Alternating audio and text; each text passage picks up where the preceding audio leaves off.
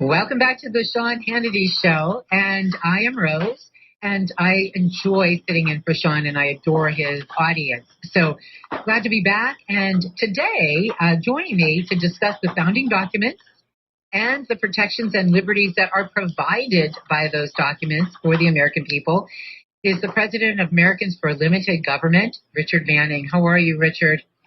I'm doing great, Rose. How are you? Good. Thanks for joining me today. I really appreciate that. You know, I just think it's really important, especially right now, that we discuss a little bit of the history and why we have the Bill of Rights. And let me ask you something.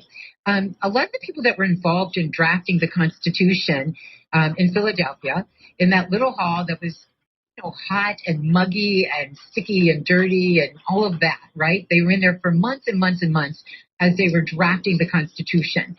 And a lot of people at that time, a lot of those involved, I understand, wanted to draft a Bill of Rights immediately. But, I mean, I'll give it to them. They were tired. They wanted to get back home. You know, the conditions were not the most comfortable.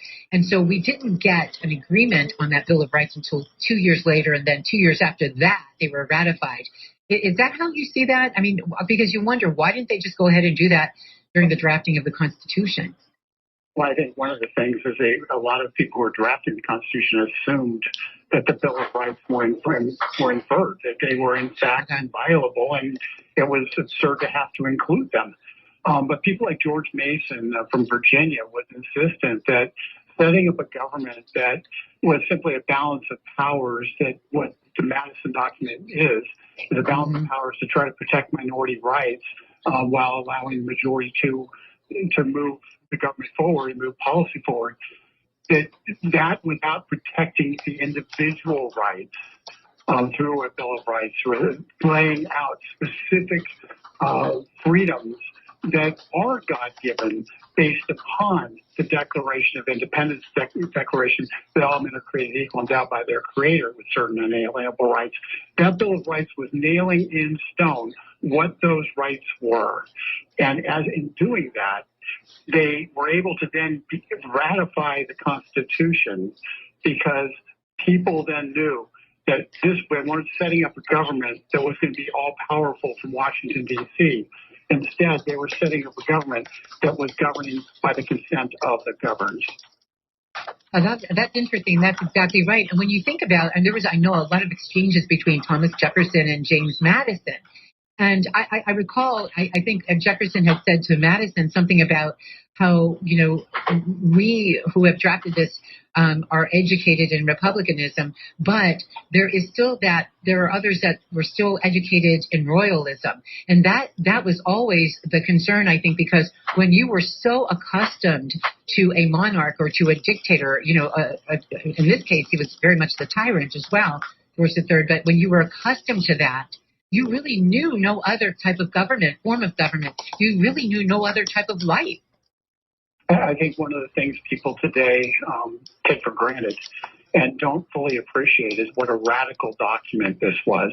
Yes. This was truly an experiment that had been tried nowhere else in the world.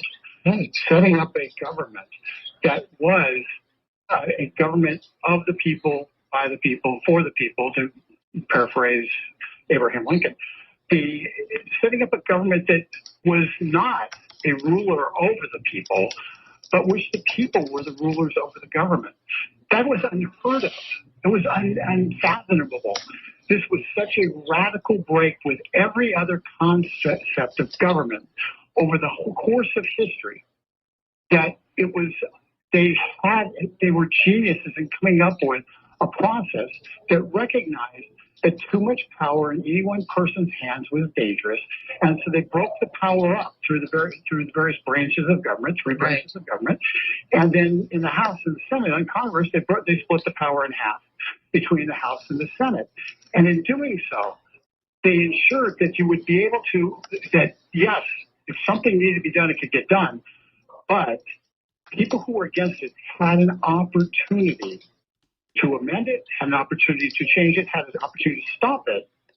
And in doing so, that's the genius of why this country's lasted over 240 years, is because of that balance of power with the underlying protections of individual liberties that have expanded over the last 242 years, the protections of the individual liberties and an assumption, and the states having their own sets of freedoms from the federal and jobs. And it was all devised.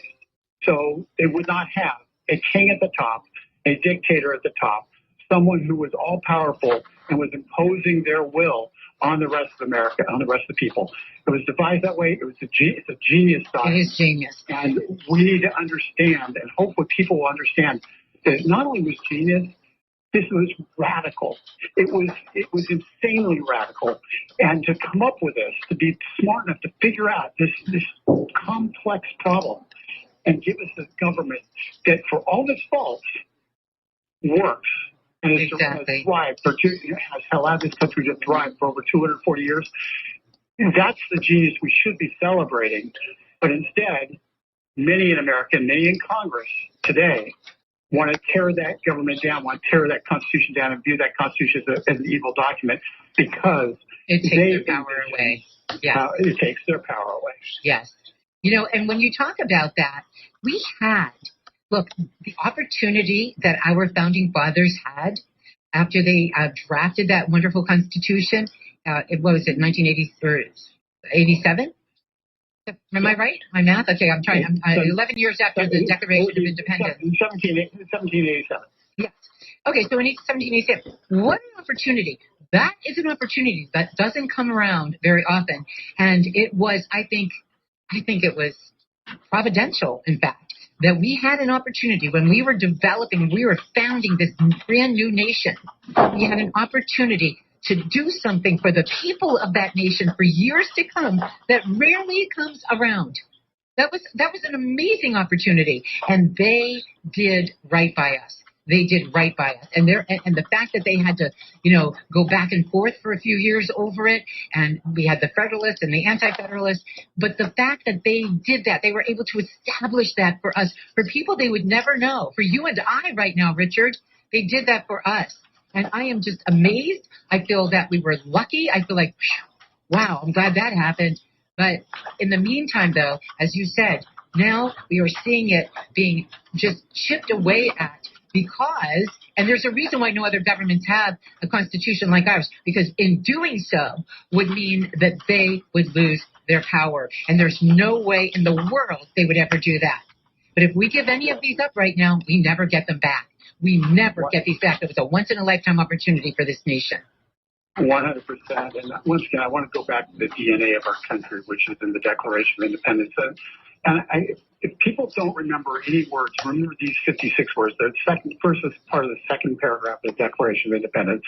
We hold these truths to be self-evident, that all men are created equal, that they are endowed by their Creator with certain inalienable rights. Among these, life, liberty, and the pursuit of happiness.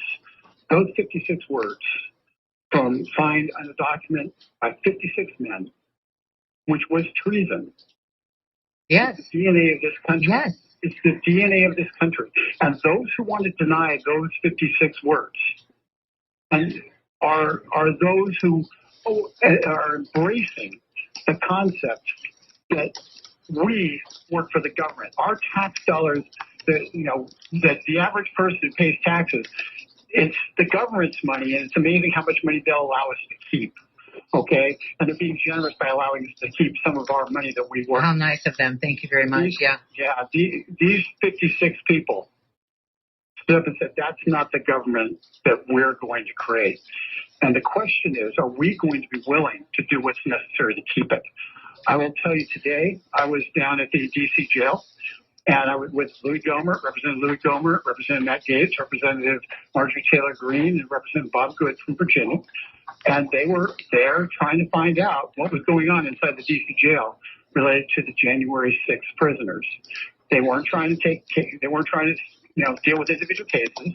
They were just trying to check on living conditions and the like and find out what was going on. The D.C. jail literally locked them out of the building. We are in a position right now where if the January 6th protesters, the January 6th prisoners, are not allowed basic due process rights, then nobody has basic due process rights. And the disappointment is that there are only 4 members of Congress there, and there weren't 435 members of Congress there. Because every single member of Congress has sworn an oath to the Constitution, has sworn an oath to the American system of justice that says that we're innocent until proven guilty. And in not demanding that standard, that basic standard be met, they are betraying the very essence of our country. And I'm not saying whether or not those people should be released. I'm not saying any of that. I'm just saying they have due process rights, and to deny them those rights because of political reasons is an affront to our basic constitutional liberties and is wrong. And those 4 members, and Paul Gosar also, because he's been doing this also, those 4 members I mentioned need to be thanked by America because they had the guts to be there and shine a light on what was going on. And that, without shining that light, no due process and no justice will be served. Well, we're talking to Richard Manning. He's the president of Americans for Limited Government. We're out of time, and I'm so sorry, but I do appreciate you joining us today because I really wanted to talk about the Bill of Rights and why it wasn't in the original Constitution, but why it was so necessary. So thank you, Richard, for joining us today.